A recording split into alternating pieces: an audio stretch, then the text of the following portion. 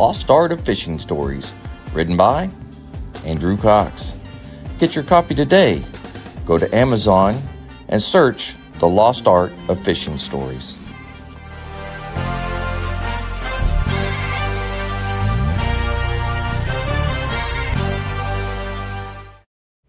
The Lost Art Project, Veteran Voices with Andrew Cox.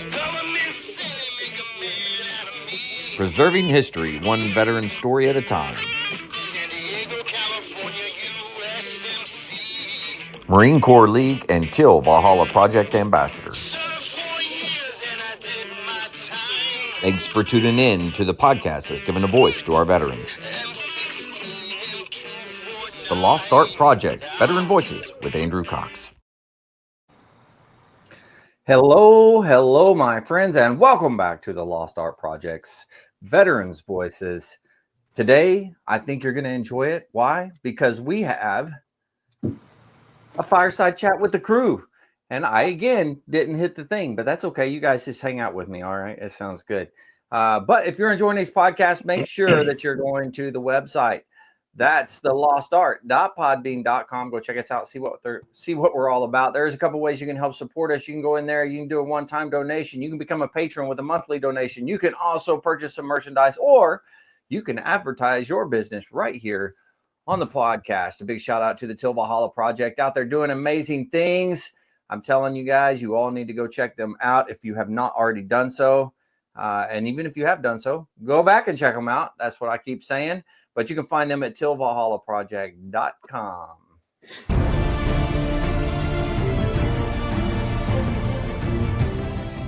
Are you a Marine veteran?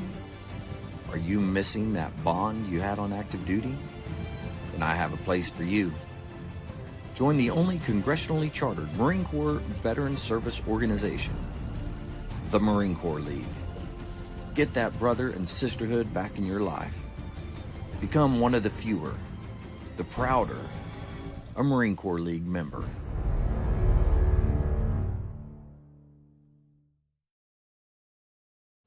Here we are, even though you guys were with me already. It's all good. How you guys doing, Jess? How about you, man? You know, it's dark outside, so we're waiting for that magic clock shift to happen, I guess. Yeah. It is getting dark a little quicker. Oh yeah. I don't know. Am I cutting in and out on your guys' end? A little bit. A little bit? Yeah. Not here. Well, I apologize. I don't know what's going on. Vic, how are you doing, man? Not too bad. Let's see. I got my all the benches delivered and customers happy. Let's see. This past Tuesday was my school's talent show. Very, very well received. Kids did a great job. Of our time hack, we had about an hour and 15 minutes worth of performances. We only went 6 minutes over for an hour and 15 minutes. Yeah, so we were really proud. And being our first time, it went very, very smooth. It was very well received by the community and the school. Kids did a great job. I was very proud of all of them. And then, yeah, so it's went and got the kid this weekend and brought her down for her birthday weekend. And then all she wanted for her birthday was money and a fondue party. So we did fondue last night.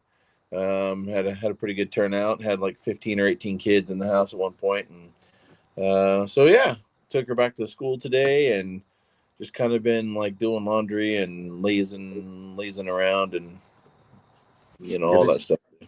There's nothing wrong with lazying around, Sometimes it's a good deal. Yep. And then Amy made girlfriend made some homemade cheddar broccoli soup. So yeah. Nice. Life is good. All right. How you doing, man? Shoot, I am doing A-okay. I had a meeting this weekend. We'll see where this thing goes, but I'm excited about that meeting. We'll make an announcement at some point in time on that, but not right now. But anyways, it went really well. So yeah, I'm excited about that. Let's see. Other than that, I have been recording podcasts all day. So this is my third one for the day. And yeah, so chugging right along, man. This is episode number 533, if you were wondering. Nice. Yeah, Very nice. Up there. We're getting up So there. how many podcasts a day are you averaging right now? A day? Yeah. Like to record? Yeah. So right now I'm only recording on Sundays and Thursdays. Okay. I do 2 veteran stories on Sunday, 2 veteran stories on Thursday. And then, of course, I do the fireside chats in the evening. Gotcha. All right. So 4 a week is what I'm doing. I was doing 6 a week for a while, but I stopped doing that. And so now I'm back down to 4. And as long as I get 4 a week, then I'll be ahead of schedule all the time. So, yeah, it's going good, though. Good. Yay. Yep. I'm cutting in and out again. Yep. Yeah, you just glitched once there. We can hear you. I'm a glitcher. Yep. You can just call me a glitcher. Might have to go get the bug spray. Well, you won't have to have bug spray here pretty soon. I mean, it's 65 degrees right here. It's nice. It's nice. Yeah. I always thought it was cold enough that it was, or chilly enough that we weren't going to have bugs, but looks like I'm wrong. But yeah, it's getting darker earlier and getting cooler. Like all this week, the high is in the high 60s, which is nice. Yeah. Cool down pretty quick here. Yeah. Very interesting. 100% chance of rain tomorrow, so we'll see how that goes. Nice. Yeah, we had rain almost all weekend. So yeah, we got that hurricane coming up from the south that's pushing rain ahead of it, I think. But it is supposed to veer to the east and not really make contact with the U.S. Yeah, but it's still pushing some rain up towards us. Well, it's better than everything, right? You know. True that, yo. Better than having to leave and go somewhere else for a while. Yeah. I mean, evacuate. Knock on wood here. We haven't had to evacuate yet, so not sure. Like when I was still active duty, we had to have an evacuation plan. We had to turn it into headquarters and all this kind of stuff, you know. So if we had to evacuate, you know, everybody knew where to get a hold of us and where we were going. So I literally looked up like 4 hotels in Western North Carolina, something for, you know, north and far enough inland that a hurricane wouldn't really do anything. But and then I had to look up dog friendly hotels. You know, so yeah. So what we do is we kind of keep an eye on what's going on here, and as soon as if the governor ever says, you know, if it looks like it's going to get close, I'll go ahead out like 3 days or 4 days out and make a reservation. And then if we get within 2 days and it looks like it's going to go somewhere else, then I can reach out and cancel it before we have to go. But if not, I'll at least have a reservation, you know, ahead of time.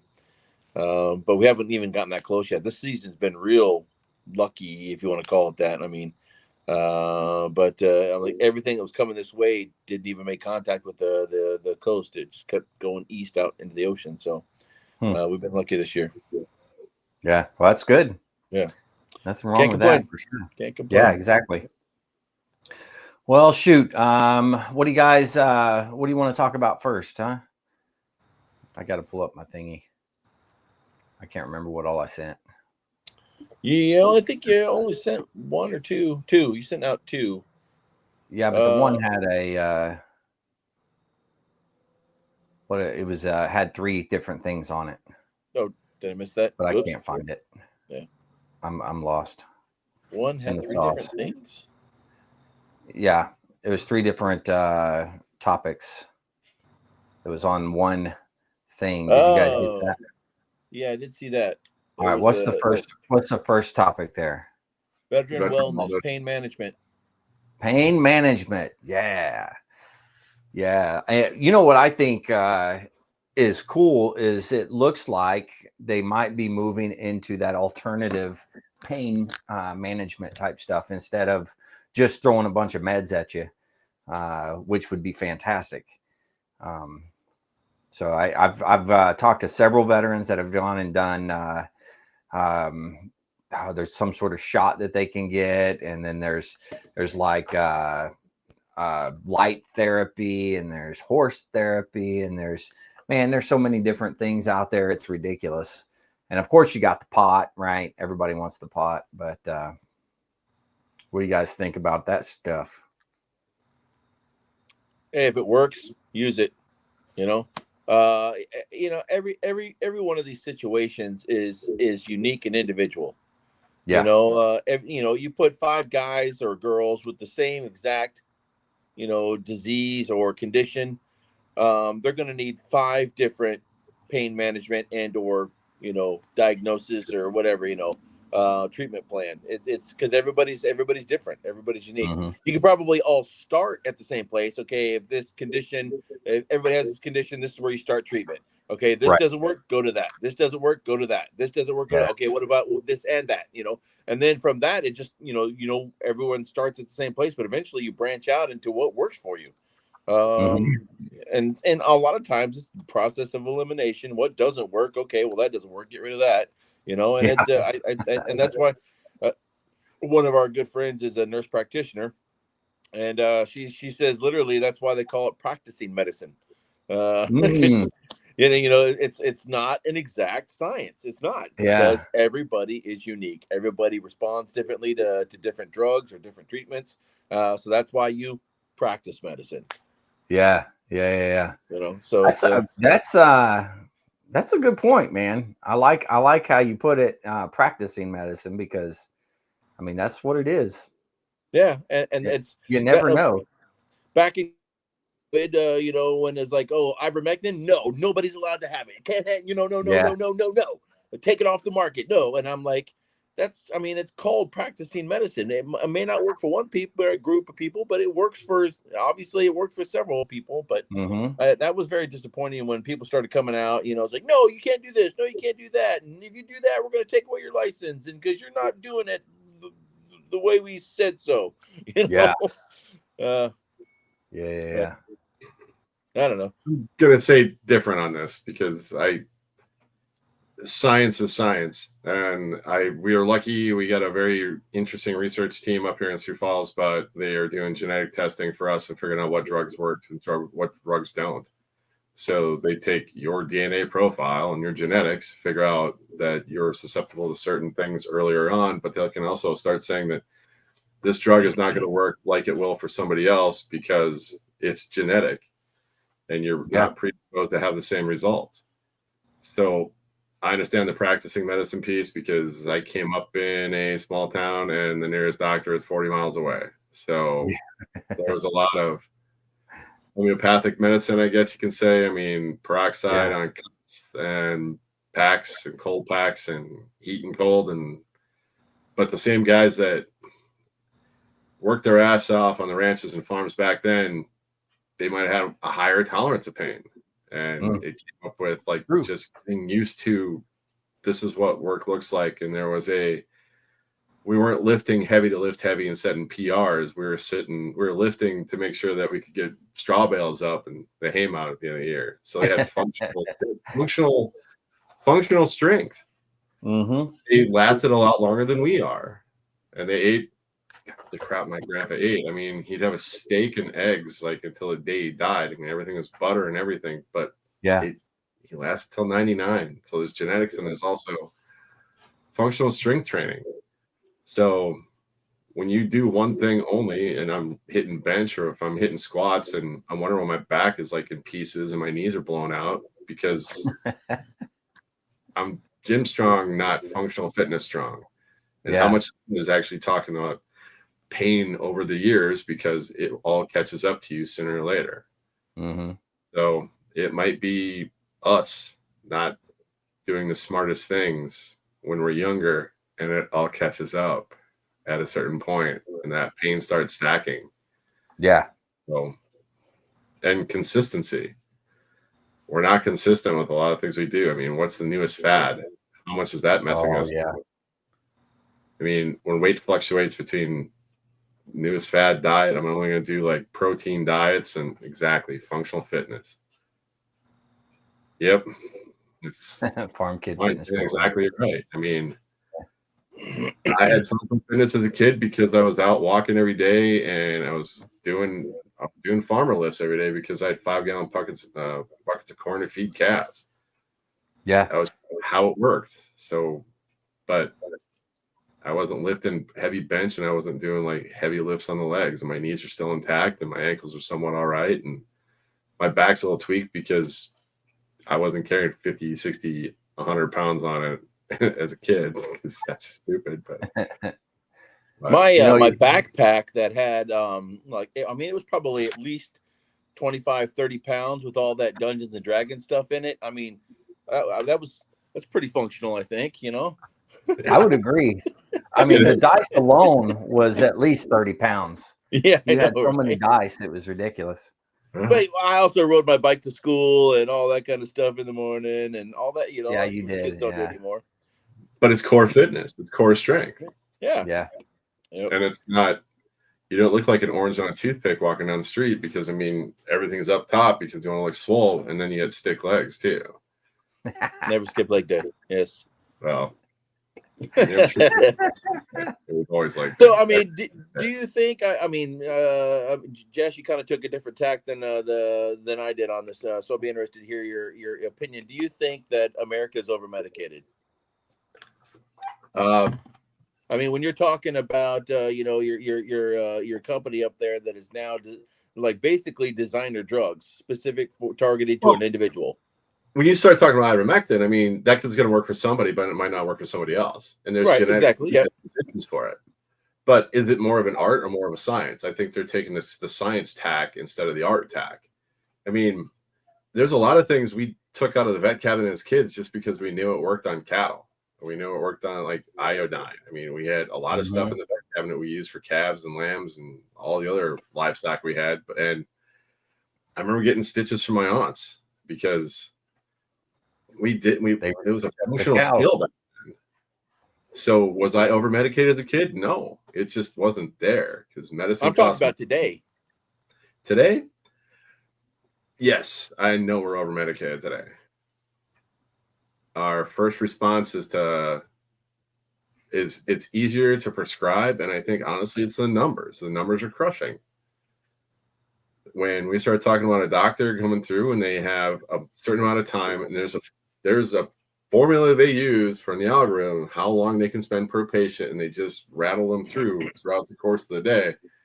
They're gonna hit the easy buttons because this is the script they can follow. Mm-hmm. So do they know us as individuals? Do they know what our strengths and weaknesses are? No, they know us as a number, and they know us from our charts. And half the time, they don't even look at the chart because you can walk in and then say, okay, what's going on today?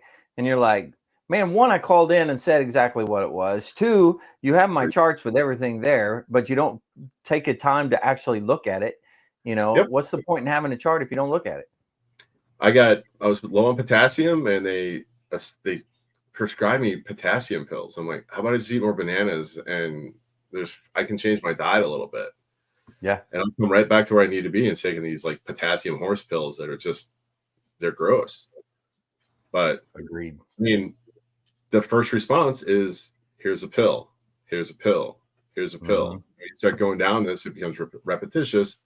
And now I got a drug cocktail going in me, and my levels are going all over the place. Well, and not only that, when they're giving you all these medications, they actually don't look to see if they need to take one away when they're giving you a different one. A lot of times it's just prescribing one on top of the other. And then you end up taking, maybe 3 medications for one thing, which is going to completely skew everything.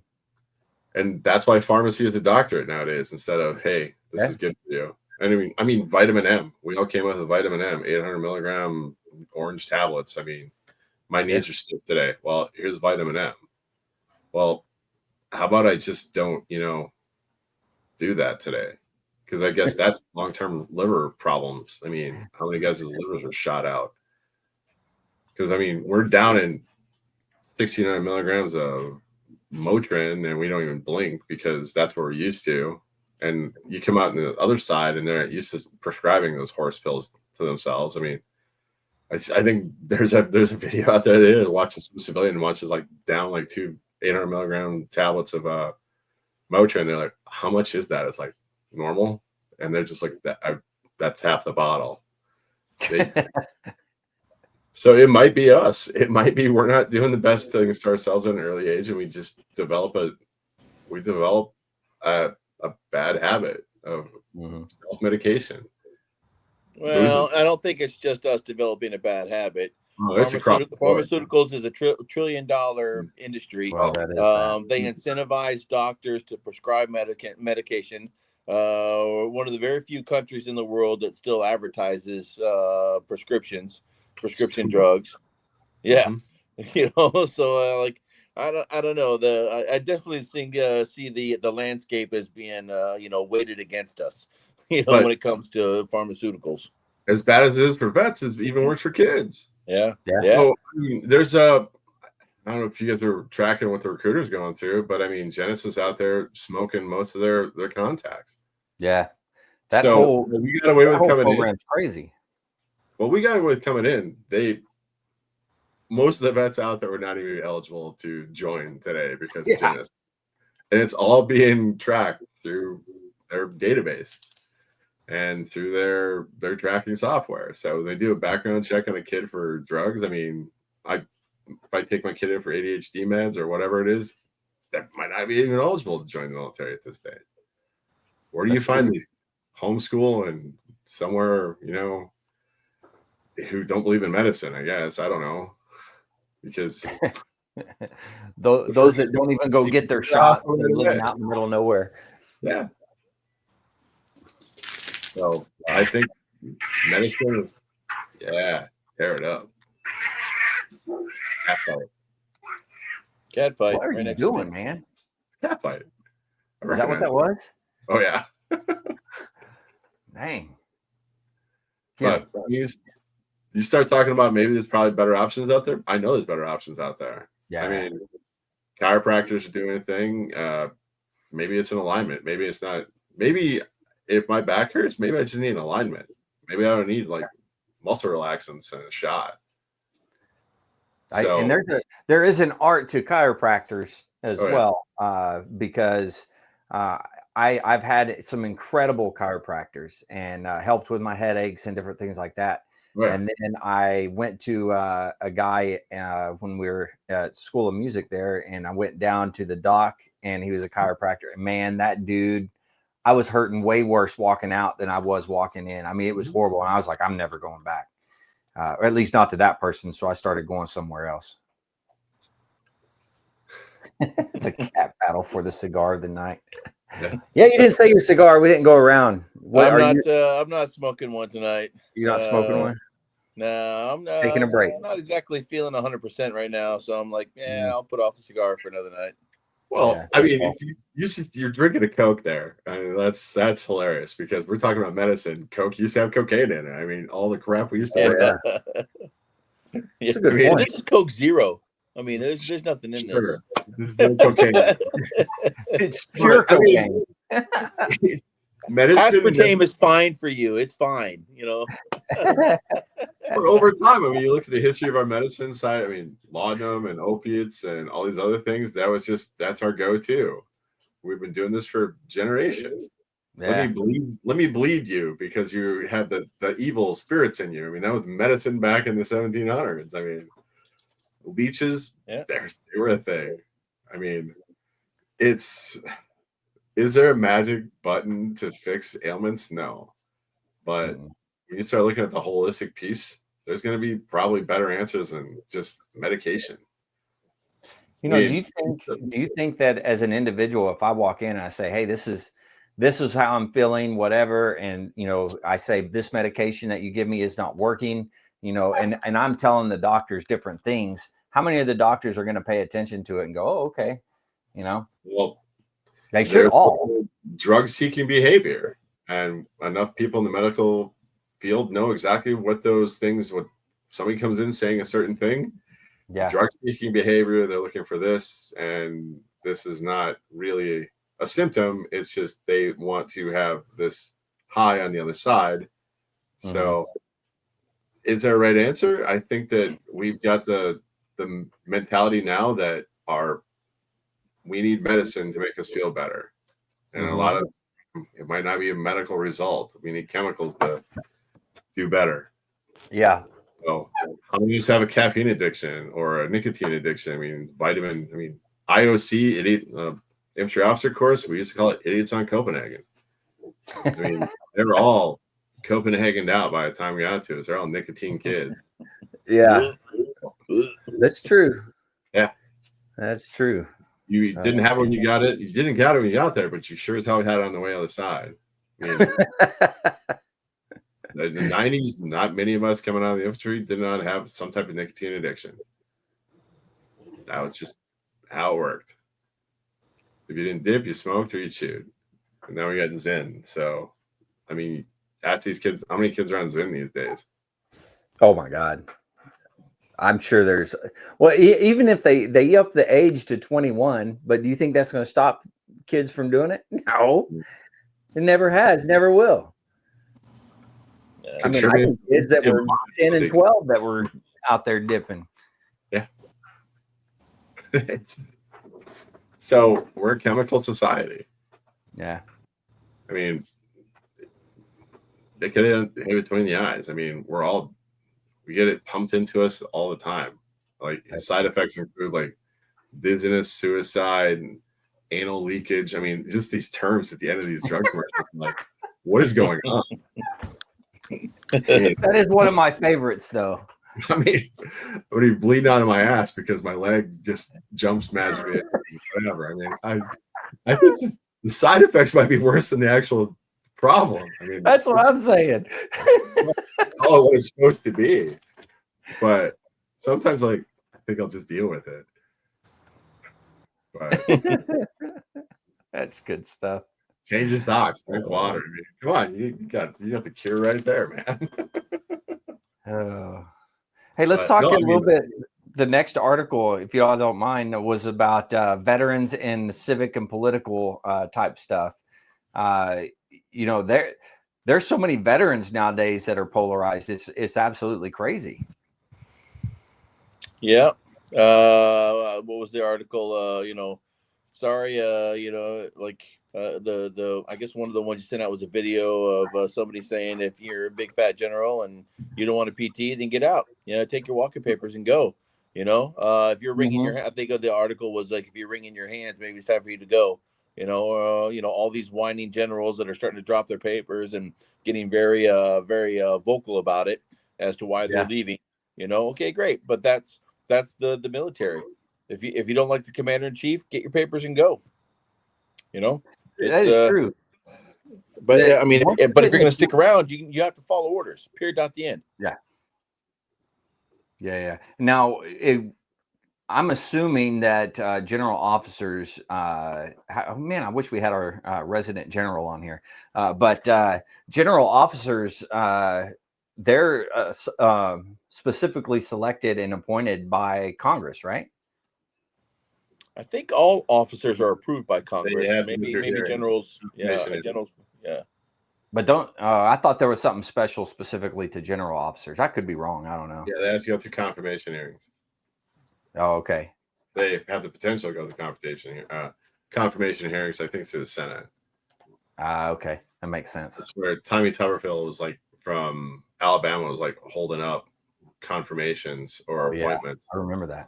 Like, yeah, I remember that. Yeah. So, but I mean, yeah, I mean, their warrants are different than ours. That's for sure. So, yeah. Yeah. I wouldn't want to be a general officer. You look at the amount of just craziness that they have to deal with, and it's nonstop. They're working basically 24/7. I mean, it's just straight crazy. Okay. Yeah. I think everybody's rolling 24/7 these days on something. Yeah, I mean, it's a different type of stress and responsibility. I mean, at least the way the Marine Corps is structured, you're really theoretically you're not in charge of more than about 4 or 5 people, and those 4 or 5 people are in charge of 4 or 5 people theoretically, and those 4 or 5 people are in charge of 4 or 5 people, or even as few as 3. You know, the fire team leader is only in charge of 3 people, You know, a squad leader is in charge of 3 fire team leaders. A platoon commander is only in charge of 3 squad leaders. So I mean, it's 3 or 4 maybe, but once you're a general officer, you have several direct reports. Chief of staff manages a lot of it, but you're writing fitness reports on a lot of people as a CG. But there's a lot of plate spinning for a commanding general. They're keeping it's not just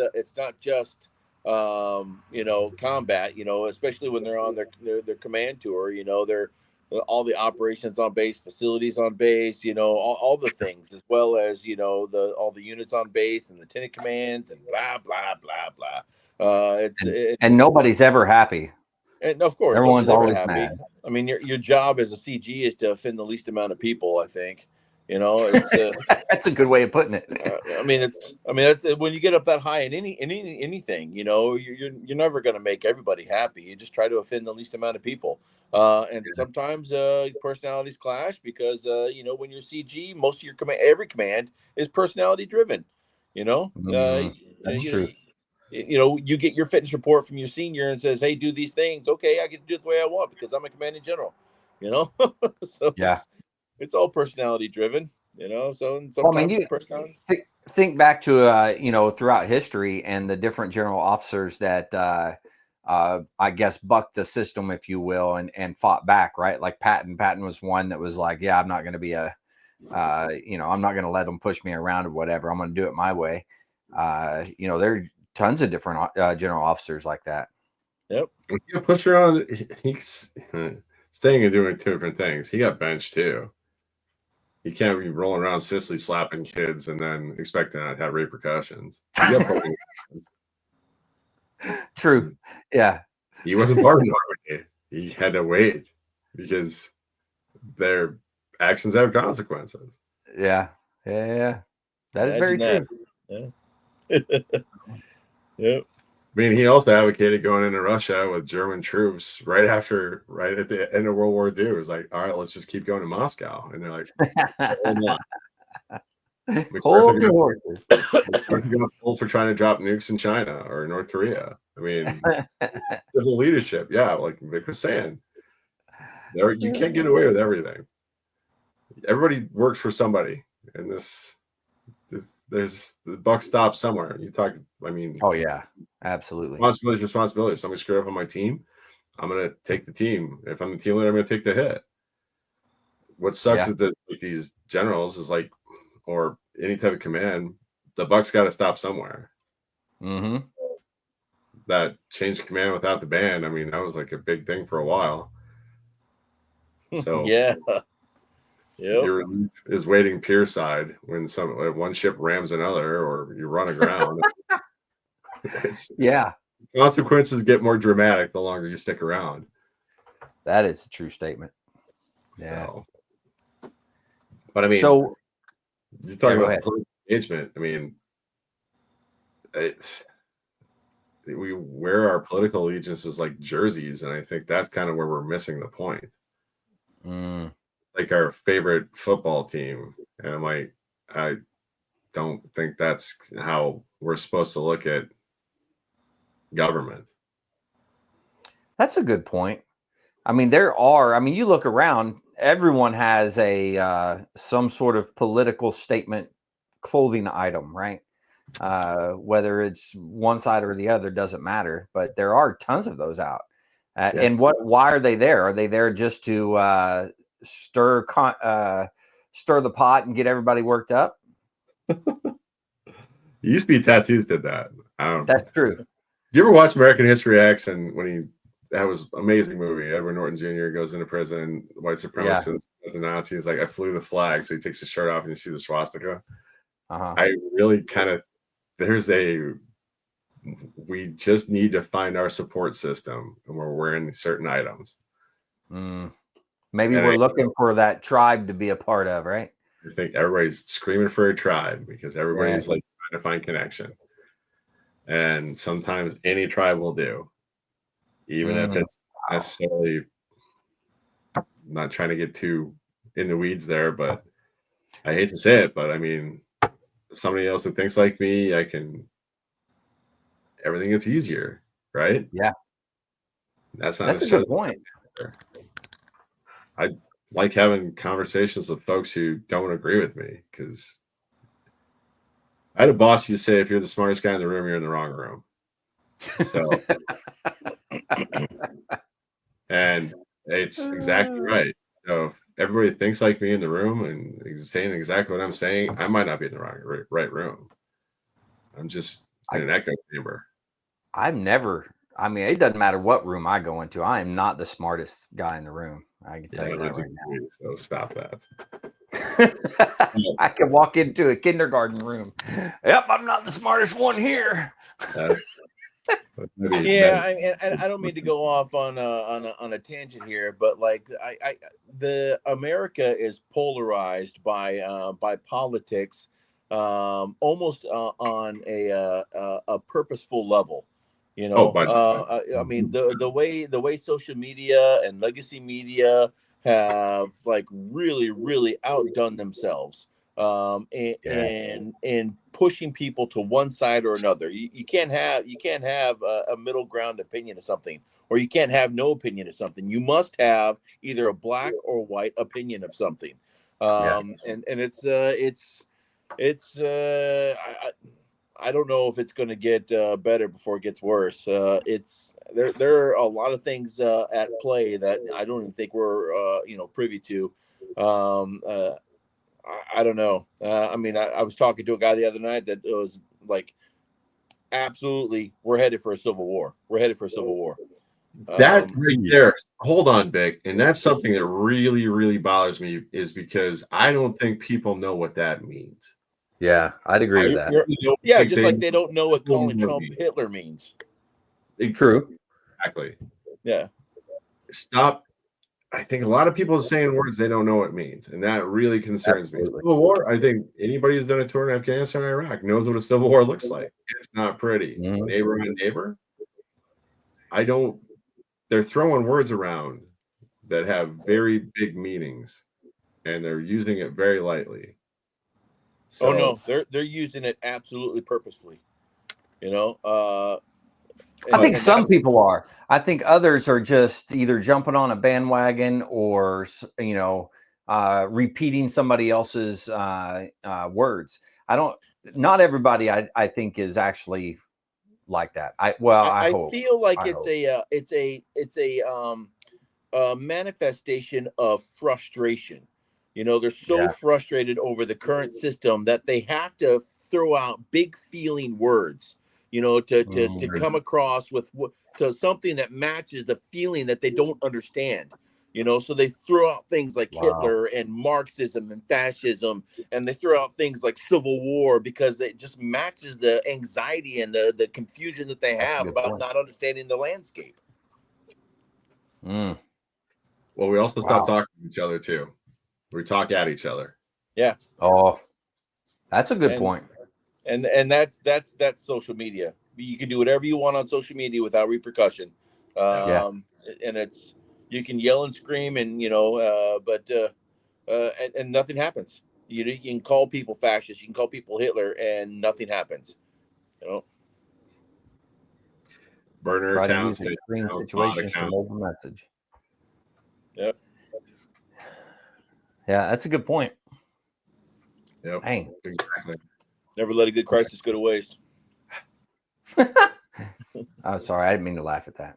No, not wrong. I mean, we've all been part of it. That's a quote. Yeah. I didn't come up with that. Been part of that. Yeah. Oh man. I mean, I was watching The Looming Towers. I think it was on Hulu. It was actually based on a book, but they think that the Al Qaeda strikes in the 90s were based on the Clinton impeachment. He was trying to sidestep it and just lob cruise missiles into, where was it, Sudan and Afghanistan? Yeah. There was a crisis in the White House, so they had to completely change the narrative. Yeah. So every time that we're just like bracing up for impact every time we had to get on a plane, every time we could put on an OPP ready to go, or MPS shipping, or the 72-hour, like pack your stuff. I'm like, where are we going? I don't know. Turn the news on, somebody's having a moment with a budget or something. I'm like, okay, that's out. Now, where are we going? We're going to sit on airstrips for 3 days. But So, you look at everything that's happening now. Do you think that's what's happening? There's just the reactions to things and saying, well, something's happening here, so we need to do something over here to distract everybody? I can't have an opinion. Yeah, I think that's been happening for generations. Yeah, I mean, it's always when I don't know, it's one side will blame the other side for doing what they're doing. We're not doing this; they're doing it when they're actually doing it, and both sides do it. As far as politically goes. But it's a constant game of, well, oh yeah, look what they're doing. Oh yeah, well look what they're doing. Oh yeah, well look what they're doing. So if your argument starts with they did it this thing, then it's not an argument. It's just watching two kids. It's justification. That's what it is. It's watching my kids blame each other about who didn't do dishes. Who didn't do it last time? Or if you think this is bad, what about that guy doing that thing that one time that really pissed us all off? And I'm like, what are you doing? Stop it. Yeah, that's a good point. Nobody owns anything they do anymore either. Oh, that yeah. ownership is gone. That is true. Be in charge. You can't you have to accept the consequences of being in charge, right? Yes. There or the rewards, depending on which way it goes. But if it goes south, you got to be able to accept it and say, "Yeah, it went south. That's my bust. I did that." That's the inverse of how it used to be, though. Mm-hmm. I loved it when commands would come out and like, these guys did everything great. I'm just here to set the conditions in place for them to succeed. Yeah. We punted something into the stands. The first one out there was usually our command saying, "Yep, that's on me. I did not train them enough." But they own the failure and praise the success. And there was like this weird thing. There was like leadership, and that's it was super cool. And I kind of got used to a different standard. But I think a lot of that's changed. And I think there's a cultural change that happened. Look at me, how great I am. But when people mess up, they're the ones who did it. It's not on me. They're screw ups. And that's what's frustrating right now. Everybody wants to be a leader until it's time to do leadership things. Everybody wants what somebody else has until they got to do the work to get there. There's another thing we're starting to see a lot of too. Those are all good points, man. And you start to see that when it comes to get rich quick schemes. Everything's like or a diet. I mean, Ozempic is a great way to lose weight, but there's going to be repercussions on the other side. And we've done this back and forth. And anal bleeding, is that what you said? You're going to have anal bleeding. That's what's going to happen. Exactly. Anal leakage. Leakage, yes. Same thing. Wasn't that those Doritos? There was like Lay's that had like Oleo or something. It was like, Olean. That's what it was. Olean. That's what it was. Yeah. I remember the PX. I picked up like a whole box of those things. I started handing them out, and these guys just chowing down and like, "Watch out for the anal leakage, boys!" Like, what are you saying? Like, look at the side of the box. They had they're like, "You're an asshole." It's like, no, you're about to figure out how assholes work. Oh, that was good. I like it. Oh man. Well, hey, let's talk about one, I guess you would call it the not being able to pay the troops, and then how the troops, a lot of them, I won't say a lot, some of the troops have to rely on like food stamps and those types of things when you look at the junior ranks, especially because they're not getting paid near what they should, I think. But even though they had a big pay raise this last year, if I'm not mistaken, the junior enlisted. How long you guys been doing this? You've been in the game a long time too. The longer you've been in the game, the more times you're going to get shut down. You're going to have like a stoppage and all this other thing. So true. Yeah. I hate to say it, but there's USAA, Navy Fed, Paycheck Protection Plan, all that's they cooked us into it. Yeah. This should be a leadership 101 thing. The longer you've been doing this, the more you should be saying there's paycheck protections in place through Navy Fed. It's a 0% loan, and then you it's carry it throughout. They've been doing this. That's why we have Navy Fed, USAA, all these military and government-centric banks out there, they understand how this game works. And then when you get paid, they take it back. Yeah. But there's also basic financial management too, is something that's not being taught. That's a good point. Yeah. And I can't say what I'm doing, but this is like my 5th shutdown since I've been in this game. And if financial management and saving some money is not cooked into your financial habits by now, then I don't know what to tell you. Yeah. You're supposed to have 3 to 5 months stacked up for situations. This is like start saving money. How much it's basic financial management that's not being taught well. I mean, high school, Vic, you're in the high school system, right? Personal finance, my daughter's taking it as a junior and she's learning things and basic investments. I had an amazing first sergeant back in the day that I know I probably did this for personal reasons, but we all had to set up Edward Jones accounts back as Lance Corporals and you just take an allotment, put it in there and let it sit in a money market and let it grow. But an allotment to cover emergencies. But when you're living paycheck to paycheck as a society, you get stuck in situations like this. Yeah. So I'm not trying to make light of it. I'm not trying to say it's on them, but I'm saying this is going to happen. I mean, especially in the last, 10, 15 years? How many times has it happened in the last 10 or 15 years? 2018, that was 45 days. I guess when I was in Afghanistan, that popped off too. I missed it because I was on OCO funding, but it's about every 5 years you're going to get a big one. And save money. I mean, Cypress Hill's got that song. You want to be a rock star? Save your money, man. I mean, it's going to last forever.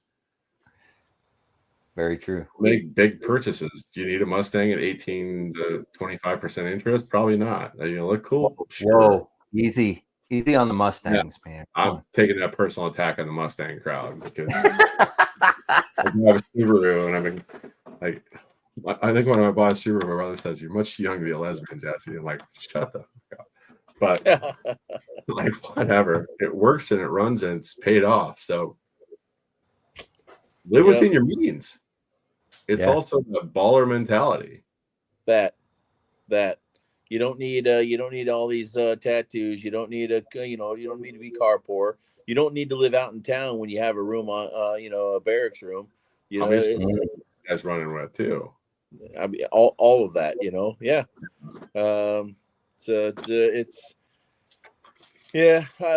definitely makes the first sergeant's job harder, when you're trying to mentor some of these younger Marines, and it's always been this way though.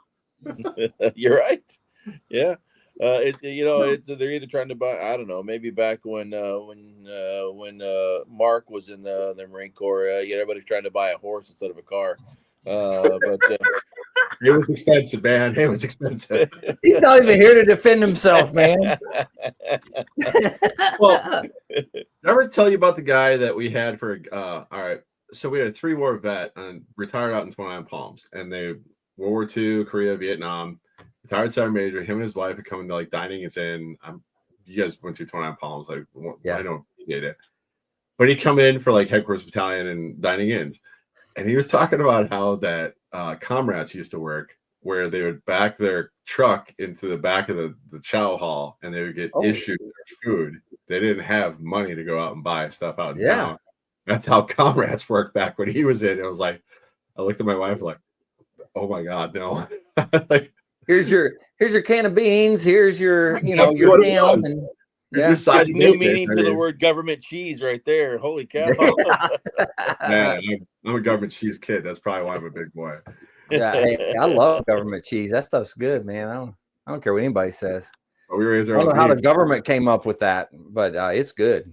Oh, there's a whole story there if you want to get down that rabbit hole. But we used to have food. We used to have food stores.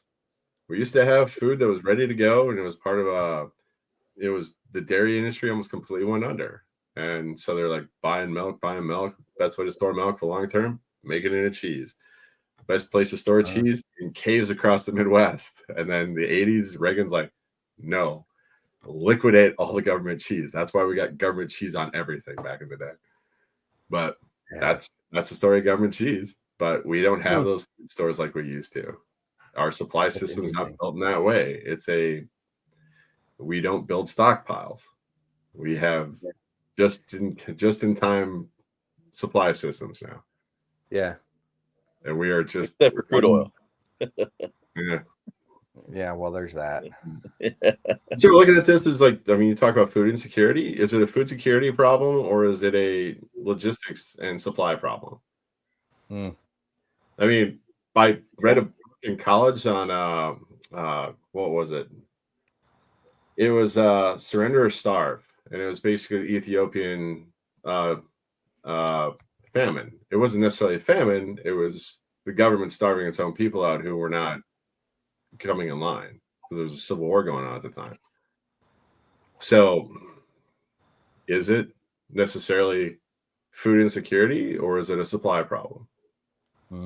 That's a bigger question to ask at this point. Yeah. I mean, because I'm driving around my state right now looking at millions of bushels of corn and beans everywhere. Where's it going? It's sitting. And this happens every year. We find the right price to do the right thing before we sell it off. And that's what co-ops are designed for out here. Long-term storage of individual crops, and then you co-op together till you find the right price and you sell it. Yeah. How much ethanol are we making that could be going into corn or food production? So, I mean, is it food insecurity or is it food production and distribution problem? That's a good, you would know more about that than I would. Well, I mean, that's that neck of the woods. That's farmland up there, man. Well, so is Florida. Florida is one of the biggest beef producers in the States too. Yeah, I guess you're right. We had California Valley, and when we start looking at the USDA, is going to be busy for a while. Are they equipped to handle it? I don't know. So these are the questions we have to ask ourselves as we go into, SNAP. I'm a food stamp kid. I mean, my mom was raising three of us on a single mom paycheck. Yeah. If I didn't grow up in a small town with really great neighbors and making sure we were taken care of, who knows how we would have ended up. Yeah, that is a good point. But I think it's good. Those programs are good what they're designed to do. But I think that we, in general, as a population, we take advantage of everything. Well, I'm going to start standing on this soapbox for a minute too. And when you start talking about food banks, talk to your local food banks and see how they're doing. They're not doing great. That's true. I have a neighbor, she works in Feeding South Dakota, and I'm telling you right now, a lot of the safeguards and a lot of the things that we had in place were broken. And then where we're asking for help from the government, because this is a government type problem, because I hate to say it, there's not a way to monetize this. So businesses aren't going to step into this necessarily. They're going to use existing infrastructure like the food banks to do what they need to do. Those nonprofits out there and those organizations that used to be there, they're not there in numbers like they used to be. Yeah. So we start talking about like how many people are involved in the local VFW Legion pick an organization that used to be prevalent and prominent in the United States. Mm-hmm. They're very down. Yeah. So how do you get them back in play? I don't know. We're working that. I mean, that's the Marine Corps League is working that right now. Yeah. People working used the to problem. Yeah. time, and we used to be more of a community. And that sense of community is kind of getting shattered because we're polarizing, and it's almost like people they don't feel like they can trust their neighbor. They can't look at their neighbor and say, I trust that person. Yep. And we're so ingrained to stay internal instead of like we used to. You see somebody, you say hi, you shake their hand, you say, how you doing? My name is, your name is. Nowadays you don't do that, you know? You look out like they're a psycho. Yeah. Yeah. Because we're used to dealing with people online. That's true. I pissed my brother off in Ireland because I talked to people and he's like, what are you doing? I'm like, I don't know. I want to know where out there. How do you not? We talk to each other, right? And like, no, that's only what psychos do now. I'm like, oh, okay, I guess I missed the memo. I'm an elected official. I'll talk to anybody. Yeah. Well, You got to get your votes, man. You got to get your votes. So yeah. But you're active in politics? I'm on the school board. Exactly. Yeah. so So he's our only politician on the show. I can't be by law. Ethically prohibited from running for office. I'm like, okay. But I mean, it goes back to the second point. I mean, political engagement. We have a lot of experience we're bringing to the table, so I'm glad you're doing it, Vic. There's a lot of experience and a lot of viewpoints we can bring in. And it kind of stirs up the pot a little bit, at least. Yeah. Yeah, it's challenging sometimes. Our school board is an 11-person board, so it's a lot of it's a lot of personalities to wrangle, a lot of opinions. It's difficult to get a consensus on a whole lot of things. So, do you find that you're able to get to a consensus eventually, or is that a lot of different things you're not going to make it? No, I will say this: the school board as a whole, all 11 are generally fiscally conservative. We have the highest credit rating in the state of South Carolina.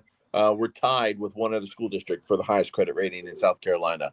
Wow. We hold about a 20% overage in our operating funds because the way state tax or our county taxes work out is there's a gap in like November and December in tax revenue.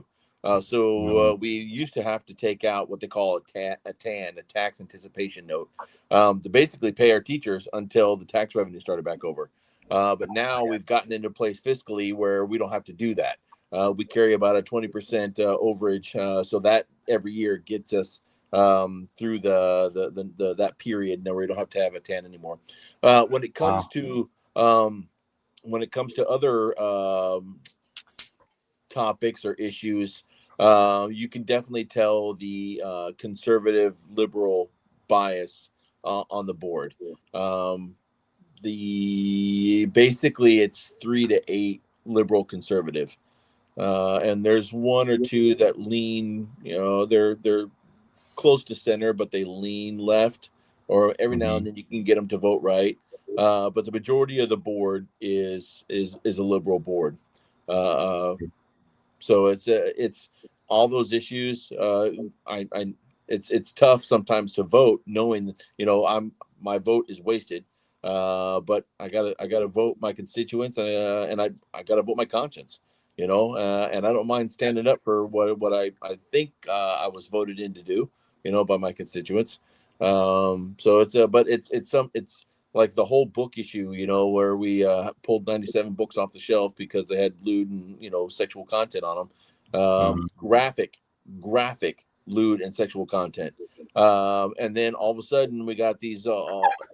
We had to review them, and do they go back on the shelves? Do we limit their circulation? All this kind of stuff. And every vote was 8-3, 8-3, 8-3, 8-3. No kidding. So out of those 97 books, we only took 5 of them out of the libraries. So those books are still in circulation in our libraries. Luckily, we reduced the majority of the circulations from 6 to 12 to 9 to 12. So it's but some of those, like Handmaid's Tale, when we first reviewed it, it was 6th through 12th grade circulation. Handmaid's Tale, yeah, like sexual slavery. It was in circulation 6th to 12th grade. Yeah, I mean, it's Perks of Being a Wallflower was 6 to 12. Basically, graphic details on how to commit rape. It was, and that's So it's still wow. Yeah.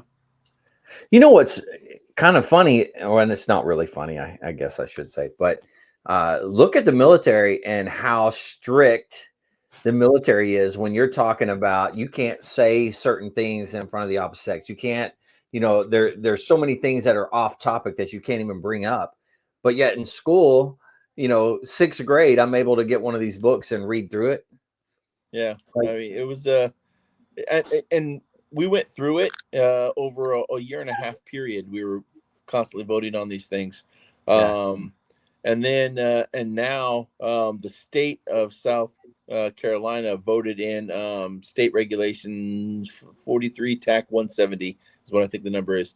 But it applied actual guidelines to this whole book issue. So now the State Department of Education, the state school board, the state school board wants us to go back through and redo them all, given the new guidelines. Wow. And I'm like, you gotta be kidding me. I mean, it was a very polarizing topic for our community. And well, that's what happens when you work ahead. Say again? What happens when you work ahead? Yeah. Yeah. But we were on 60 Minutes. I mean, like it was a national thing. It was, because we were the only school board that had that many books all challenged at once. So it made it on 60 Minutes. I mean, it was very polarizing for our community. And then now we got the state school board saying, hey, do it all over again. So like nobody wants to go through it again on the board, even the conservatives. It's tough. It's tough. Wow. Gotta love it. That's what we're elected to do. So we'll That's right. Go to work. Go Yeah. get to work. And when I say do it all over again, parents have the ability to contest these books a second time because now there's new guidance. So like if a parent, so they can they're the ones that would have to start it. Yeah. Yes. Yeah. We don't have to do it. We're not forced to do them all over again. We're just waiting for parents to contest them a second time. Right. That makes sense. Wow. That's wild. So, man. And like that much time. That's what I gotta ask. Say again? What parent has that much time? There are parents that are very engaged in their kids' learning environment. I'll say that. Well, maybe they should look at a food bank and volunteering. Yeah. But and this is the thing that bothers me is everybody says, because we had an activist group put together, and organized, and of course they come to every meeting and they take up all the public comments about how we're banning books. At no point did we ever ban a book.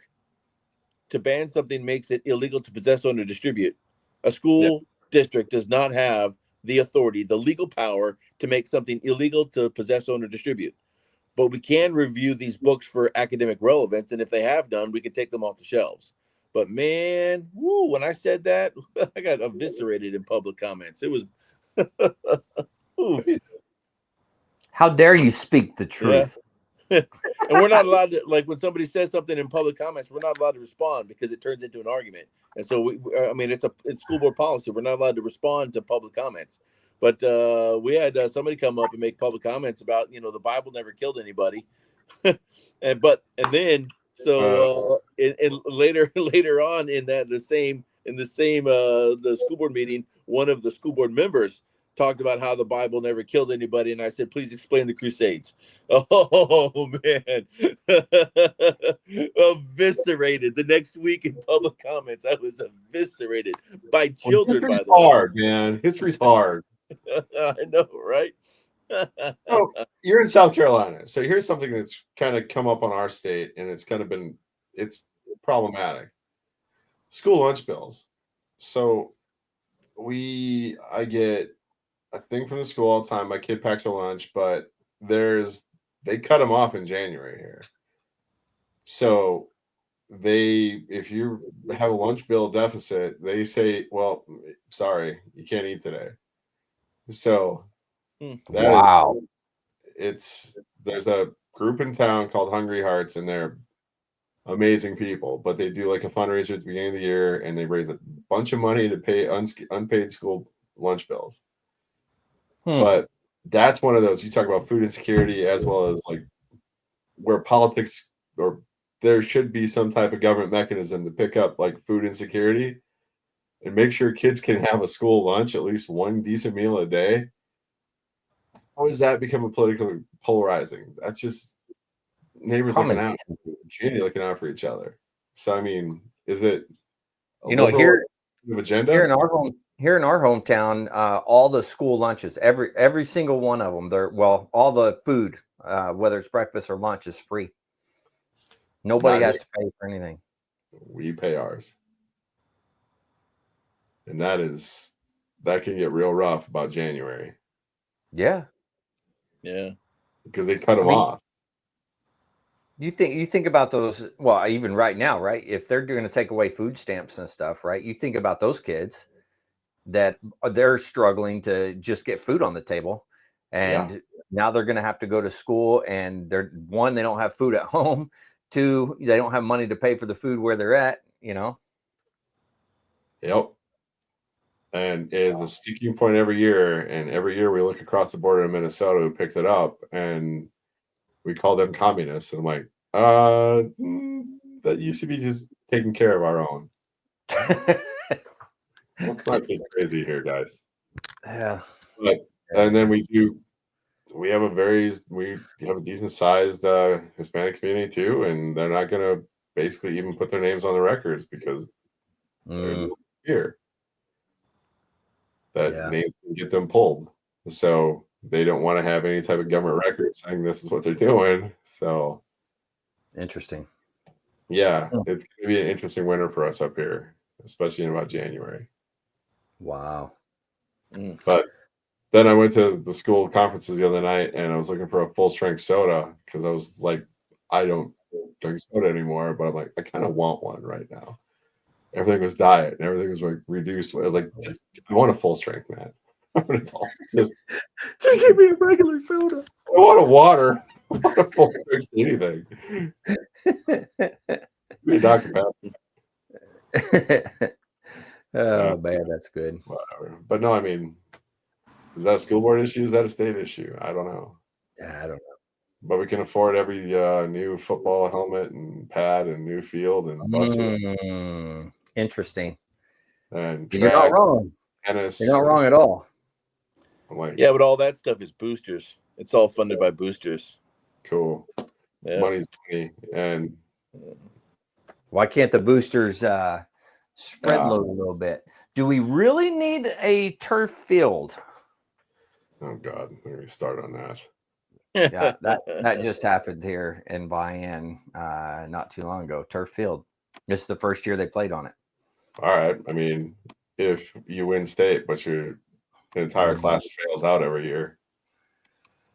Well, I wouldn't say the entire class fails out, but no, what I'm saying is if you're in the toilet, are you in school anymore, or are you just a semi-pro team with a school attached with hobbies? Basically, yeah. So semi-pro, yeah. We eviscerated in this state. The football concussion factory. Oh man, good stuff.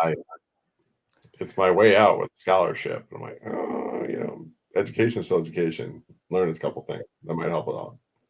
Yeah, we had somebody come in front of our school board and proposed to lower our minimum score for passing, just so that our sports kids can get a better look from recruiters and scouts. And I'm like, and luckily the majority of the board is like, no, we're not lowering our standards. But I started doing some research, and it was like only like 2% of kids that are on starting team that are starters, only like 2% of starters even get looked at for college teams. 2%. So like when I started doing all the math, I'm like, okay, let's just assume that we have 13 different kids that are offense, defense, and special teams. All right. So we got 39 kids that are all starters, and that's never the case. Special teams also play offense and defense, right? Especially in small schools. And sometimes small schools, the same kids playing offense, defense, and special teams, But let's just say for argumentative sake, we got 39 kids, for football. And then, like you do the same thing. We go all the way through all of our sports. We have soccer, we have baseball, we have, lacrosse, we have boys and girls lacrosse. We got volleyball. I mean, we got golf teams, all this. So I started to go through all these, and I'm like, okay, out of all of our athletes, if we assume that we have the most, It's like 6 kids are getting looked at for college, and then the chances of them are making it is like, it's like 1 in 12 get selected out of the kids that are being scouted. So I'm like, one kid, half a kid has a chance of making it, Half a and we kid. want to lower we want to lower our standards for that half a kid. Seriously, are you kidding me? We were completely off that for a while. You might go to state, you might play for the Rabbits, you might play for the Yotes, or one of the two. You might go a Hawkeyes if you're lucky. We were kind of, small towns were kind of weaning themselves off sports, and then Dallas Goddard, Tucker Kraft both play Sundays now, and now all of a sudden every small school in the state, it's like, my kid's going to play tight end for the Packers or the Eagles, and now everybody's like, big dreams. My kid's going pro. I'm like, your kid can't spell cat. Calm down. I stand corrected on we're talking about Vian High School. They did get a grant for it. That's what my wife said. So they got a grant for their turf field. So it didn't come from the booster. That money could have went somewhere else, though. Grant money is grant money. I get it. So anyways, so I do have 3 people on Facebook, 3 people on X that are listening. This says, I loved football, but even I can recognize that kids these days and most in my generation are soft. Yeah, I can agree with that. But for those that are on the face pages over here and the Xers, let me know who you are. I know one is my wife because she scolded me here. And the other one was Chris, probably. But who are the others? I'm curious to know. While they're piping in, this is my other big, and this is for me personally. One of my issues that I, carrying the torch for on the board is fine arts. I'm like, me and one other board member are like the torchbearers for fine arts. I asked to see the stipend schedule because I wanted to review the stipend schedule for our district. And then when we were presented for the stipend schedule, it was almost laughable. So we have 6 high schools. We have 6 high schools in our district. A high school coach gets a $19,000 stipend to coach high school football, to be the head coach. Then like the offensive coordinator and the defensive coordinator each get like $7,500. And then any additional coaches get $5,000 stipend. What? Yeah. So like when you're looking at it, okay, and then so like if you look at the coaches, the amount of coaches that are on a football team, usually in addition to the offensive and defensive coordinators, you might have you'll have like a quarterback coach. You might have a specific lineman coach. You might have a specific, a running back coach. You'll have a special teams coach. Yeah. I mean, so like you could have 3 or 4 additional coaches, which at $5,000 pop, let's say we only had 4 additional coaches. There's $20,000. You add that to the other stipends, we're talking like $50,000 or more in stipends per football team. You know how much a high school band gets in stipends? $5,000. $6,200. $6,200. Yeah, $6,200. Position coaches, yeah. Yeah. Wow. Yeah. So, and this is the best part, football is a season. Yeah. So that football coach, the head coach, is not coaching football all year round. Right. Now, granted, when they'll start spring training, and then they'll do some stuff over the summer. But you know what? The same band that is playing for your very first football game is also playing for your senior's graduation. That's a good point. So the band all year round. Football is not all year round. It's 3 months. Yeah. So I'm like, I don't know. And then when I kind of poked our athletic director in the chest during the meeting one day, I'm like, why this much money? And the only thing he could come up with was so we can stay competitive in hiring coaches. That was his response. So that because that's what the going rate for coaches is. So you want to talk about killing fatted calves, and that's basically what you're trying to do, is killing the sacred cow or whatever you're going to call it. I broke the organizations up here when it comes to baseball, because Legion Baseball started in Middlebank, South Dakota. We cannot even touch it. We're looking at how much that costs us per year. It's astronomical just in the Sioux Falls area. And it's 3 months in the summer, and you got to buy new stuff every year, and you can't touch it. But we in the VFW got away from it, and we broke away and started doing robotics. And Lego League is a 9-month season, because they go from about September to about May, and it's mixed teams, problem solving, coding, all the stuff we're asking for. Like, we need more coders, we need more all of this, all this science, technology, engineering, and math. We got a kid here down the local school. It costs him like $15 to take a Python class from some guy who's going to come in there, and I have him teach him how to do Python. He's like, he taught himself how to code Python for their robotics team. And minimal amount of money, and somehow we're putting them up to national level. But there's awesome. A sport that no one wants to talk about. And then you start talking robotics in high school and college. That's kind of where we're all going. Yeah, that's no joke. I hate to say it, but the concussion factory of football. I mean, I played 5 years in high school, and I can tell you my grades got better the second semester because I wasn't rolling a low-grade concussion for 3 months. But I mean, academic-wise, there's better ways to spend money, and there's interesting sports out there that we might get more ROI from. But we're spending $10K for baseballs and insurance and everything else, and that's every year. Or I can spend $2,500 to buy a Lego starter kit and a robotics card and an iPad. And these kids are competing for 9 months. It's a no-brainer for me. Flip them over. It's time just to kind of defend the other side. There is nothing that galvanizes a community like a sporting event, though. That's true.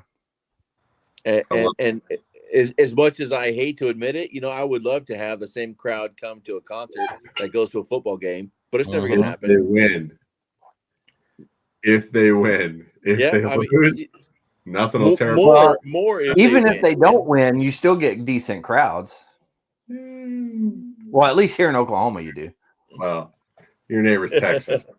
Give each other maybe in the South. Maybe it's more of a South. He's pulling an Oklahoma hoodie in South Carolina, so I'm not going to say much right now. Random. Represent. Hey, how'd Oklahoma do this weekend? It was not good. Yeah. I mean, they put up a pretty good fight against Ole Miss, but it wasn't good. They lost. Well, at least you didn't get shut out. No, I mean, we were down to 5 points. I think we lost by 5, something like that. Yeah. So Oklahoma State got shut out like it was cool. Texas Tech shut out. Shut out. We got Texas Tech. We got the big goose egg. They had like 30 some odd points or something. Oh wow! Ouch! Yeah. Yeah, it was bad, dude. It was really bad. Football team. Yep. I can't say shit. I was watching the NFL game today, and Eagles and Giants, and that kid from the Giants, his ankle went the opposite way, and that was rough to catch. Like, woof. Huh. Serious ankle injury. I mean, Cam Scatterbo kid from Arizona State, rookie, running back. He's a walking CTE case. Anyway, he caught a pass, got rolled up, and did not even try to stand up, just tapped his helmet, and athletic people were on the way, but the camera guy caught it, and one ankle's going this way and the other one's going this way. I was like, he's done. Ooh. Ouch. That's bad, man. Yeah. Time to burn the Oklahoma State football program to start robotics and Lego programs. Yeah, you're not wrong there. I mean, if you ever get a chance to see this, and they'll probably put it on YouTube, but if you ever get a chance to do like a Lego League tournament, go watch it. I don't care if you don't know what's going on. The energy in that place and how they kind of help each other out is just amazing. I don't even know what it is. So they take like specific tasks and they build like Uh-huh. attachments to a robot. They build them out of Legos because it's all pretty cheap and pretty easy to do. And then they Okay. program it in, send the code to the robot. It does XYZ coordinates. It does the specific thing, like pick up a hoop. It goes here. And like they have a theme every year and they got to start from scratch every year. But watch a 5th grade team that had not had the experience yet. And we're like still kind of coaching it with their iPad and like driving it, which you can't do because they didn't send it to the box. And then I watched these 8th graders who were kind of getting ready to start high school, team of 4 girls, and they came over and taught these kids how to do it in between runs. And No it was like, kidding. Wow. this is amazing. But that's the active piece of it. Then there's also program management associated with it. They have to do a community service or what is it? Innovation project. Like find a need out there. And the kids we're working with this year, they hammered on it because the theme was oceans. Mm-hmm. So they figured out how many nets are lost every year, and it basically just drowns all these like marine mammals and ocean life and kills them.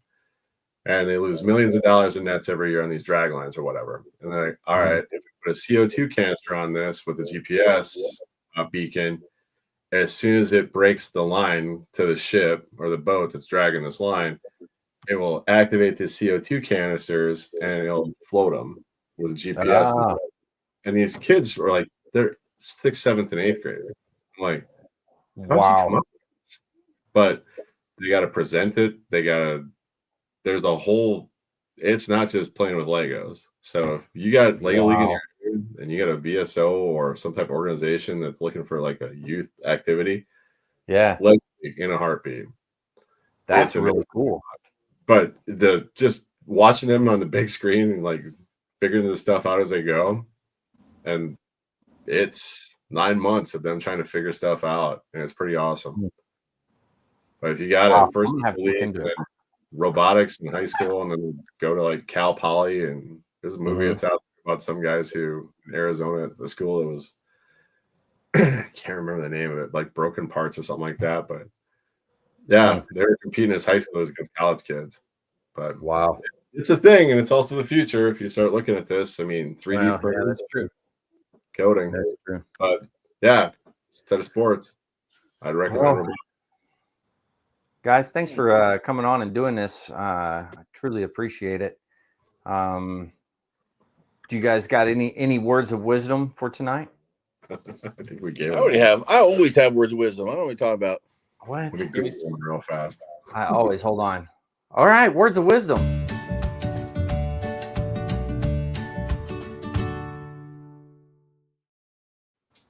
My words of wisdom is don't stop trying, keep pushing forward.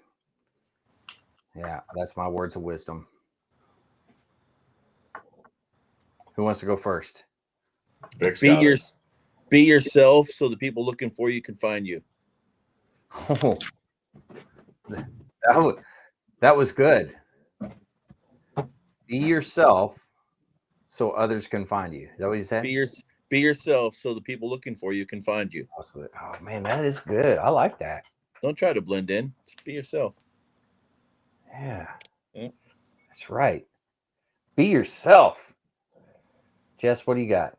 I'm going to basically steal Vick's because my Trinity water bottle has the same thing on it. So be yourself. Everybody else is already taken. Oscar Wilde. Oh, yeah. Look at that. Lesson for today is be yourself. So I'm going to be myself, and I'm going to close this out the same way I always do. But to all the listeners out there, if you're struggling, need help, anything like that, don't forget the VA does have some great resources. You can always dial 988, press option 1. You can always text 838-255 or go to veteranscrisisline.net and click on that chat icon. Any of those options will put you in contact with somebody that can help you out. But remember, one veteran life lost is one too many. I care about you. I know Jess and Vic care about you. The whole veteran community cares about you. So please reach out for help. And if you're out there, you're not struggling, reach out to the buddies you serve with. Ask them how they're doing. If they need that helping hand, please give it to them. Guys, thanks. I appreciate you guys coming on and having a chat. For those that came on and made comments and interacted with us, thank you. I appreciate it. Maybe we can get more, so like it, share it, I don't know, whatever else you can do. I don't know. Don't forget to download stuff too. All right, with that, stay motivated, change your socks.